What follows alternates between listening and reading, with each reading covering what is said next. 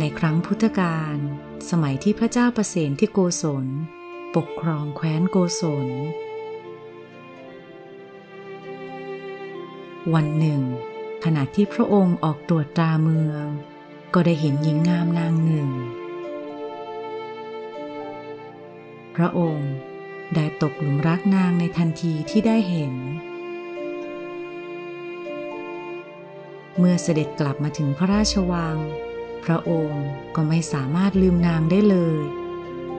พระองค์ทราบจากคนรับใช้ว่าหญิงงามผู้นี้แต่งงานมีครอบครัวแล้วเพื่อที่พระองค์จะได้เจอนางบ่อยๆพระเจ้าประเสนที่โกศลจึงเรียกตัวนางและสามีของนางให้เข้ามารับใช้และอาศัยอยู่ในวังในแต่ละวันที่พระองค์ได้เห็นความงามของนางความปรารถนาในตัวนางก็ทวีคูณมากขึ้นเรื่อยๆแต่ในทางกลับกันเมื่อเห็นสามีของนางจิตใจของพระองค์ก็ร้อนรุ่มด้วยความอิจฉาริษยาและความเกลียดชังพระองค์ทรงวางแผนเพื่อกำจัดสามีของนางโดยมีคำสั่งให้ส่งเขาไปปฏิบัติภารกิจที่ไม่มีทางสำเร็จได้สามีของนางถูกสั่งให้ไปหาสมบัติล้ำค่าใต้น้ำลึกคือดอกบัวทะเลและดินสีอรุณที่หายากยิ่งหากทำไม่สำเร็จเขาจะถูกลงโทษด้วยการประหารชีวิตหญิงสาวเป็นห่วงสามีมากนางจึงได้จัดเตรียมอาหารและมอบให้กับเขาเมื่อเขาออกเดินทางไปปฏิบัติภารกิจระหว่างทางเขาได้พบเจอกับนักเดินทางคนหนึ่งผู้ซึ่งกำลังตกอยู่ในความยากลำบากด้วยความสงสารเขาได้แบ่งอาหารที่มีอยู่น้อยนิดนั้นให้ชายผู้นั้นครึ่งหนึ่งแล้วจึงเดินทางต่อเมื่อมาถึงแม่น้ำเขาก็นั่งพักกินอาหารบางส่วนและแบ่งอาหารที่เหลือให้กับปลาน้อยใหญ่ในแม่น้ำแห่งนั้น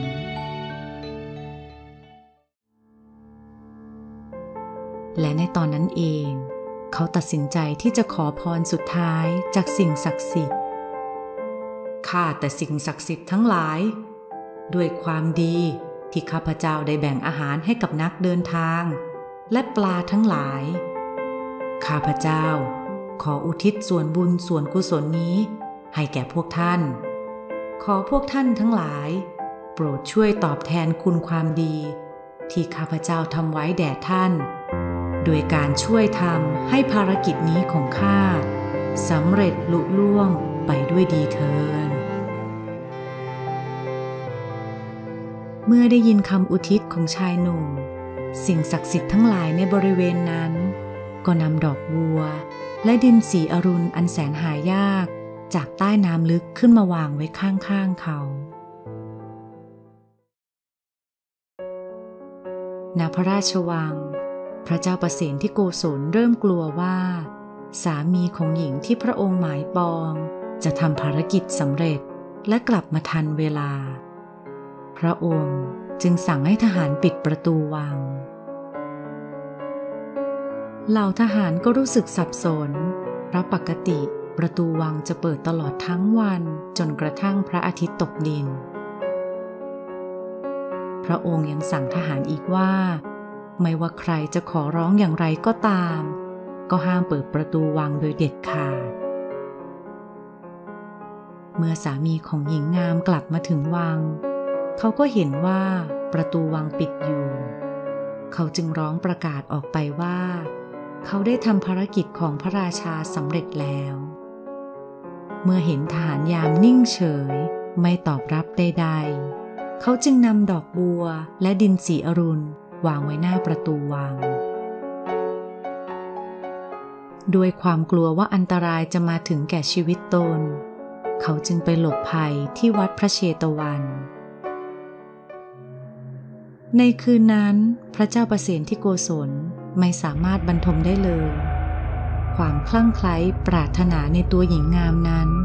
รุมเร้าในพระทัยของพระองค์จนทำให้พระองค์เฝ้าแต่ครุ่นคิดหาวิธีกำจัดสามีของนางกลางดึกคืนนั้นพระองค์ได้ยินเสียงโหยหวนชวนขนลุกตลอดคืนพระองค์รู้สึกสับสนและหวาดกลัวยิ่งนักและไม่อาจหลับพระเนตรทั้งสองได้เลยกระทั่งรุ่งเช้าด้วยความกลัวและสับสนเป็นที่สุดพระองค์จึงปรึกษากับพระมเหสีพระนางได้แนะนำว่าให้เข้าเฝ้าพระพุทธเจ้าเพื่อขอคำแนะนำ